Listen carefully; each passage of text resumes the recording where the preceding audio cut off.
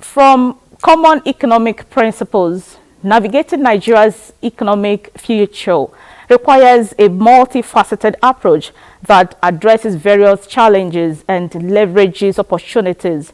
And to achieve that, experts opine that strategies like diversification of the economy to reduce oil dependence, improving the ease of doing business, and investing in transport infrastructure, agriculture, manufacturing, and services promote regional and global trade.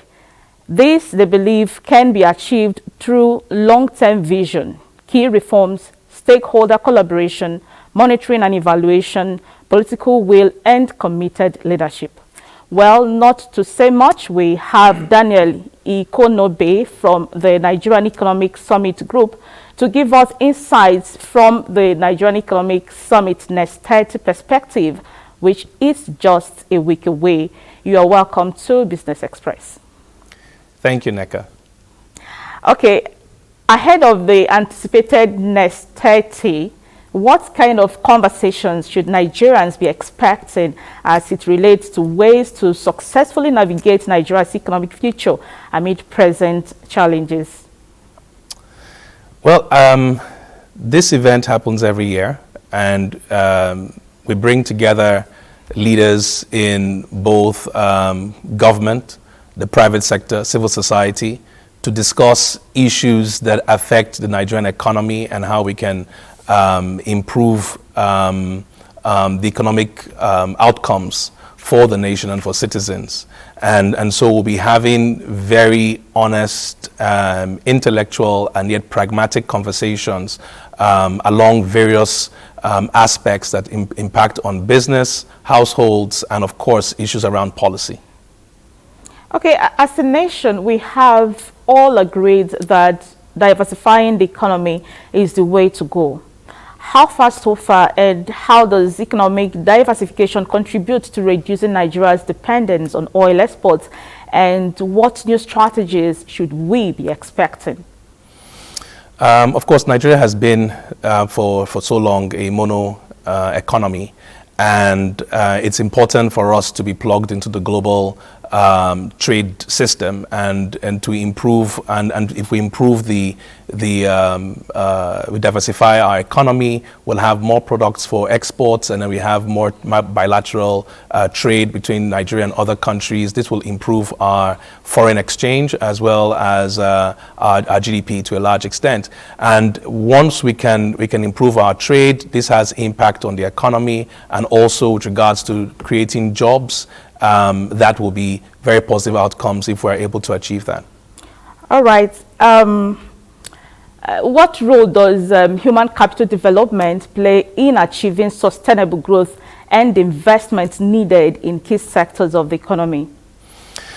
It plays, it plays a huge role. Of course, Nigeria, like most African countries, we speak of the youth bulge and the fact that our greatest asset is the number of young people that we have as a people. And we need to find a way to positively engage these our people to ensure that they are productive. And this will also impact on national productivity and income as a country and for households. I think that it's important that, and this is part of the things that we're going to be talking about.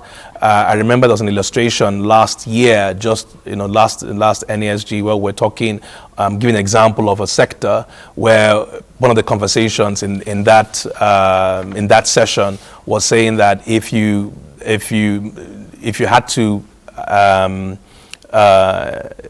train about 4,000 consultant doctors, let's say, to take about 26 years to train any consultant doctor. So if the target is to train that consultant doctor, you need to start making those kinds of planning now as a country. And assuming a 50% exam point drop-off rate, we'll need to enroll, as of today, about 8.9 million children, and then begin to find ways to to progress that in order to have 4,000 consultant doctors in about 26 years. And that's the level of granularity that we need to focus on with regards to every sector, every industry, and every area of our economy. Okay, in your own view, what structural reforms are needed to improve the ease of doing businesses in Nigeria?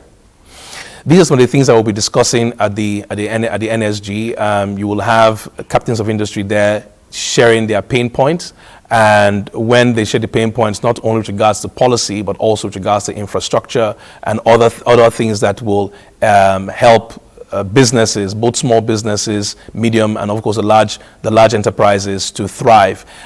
In order for us to thrive as a country, it's important that the private sector is doing well, and that they are productive. They have the level of confidence to increase the investments that they are making, and then they can catalyze even further investments in by the kind of positive environment that we find. I think that this kind of honest conversation between the government and the private sector unlocks huge possibility and opportunity in identifying the roadblocks in regards to the environment, the business environment, and how and what needs to be done immediately to ensure that their businesses thrive.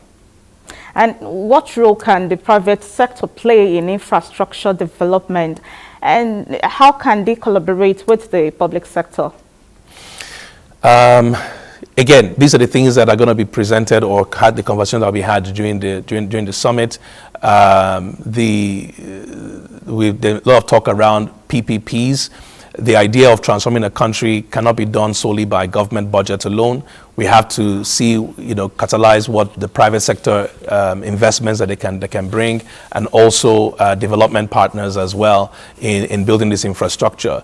And it's important that the government on one hand provides a level of comfort, clarity, and consistency in policies that will allow to give the confidence to the private sector to then bring in further investments and capability and knowledge. So not only are they bringing resources in terms of investments, but also in terms of technology, capability, and training that will give for lasting development in the country. Mr. Daniel Ikuenobe, thank you very much for sharing your thoughts with us this morning. Thank you very much, Neka. All right. Moving on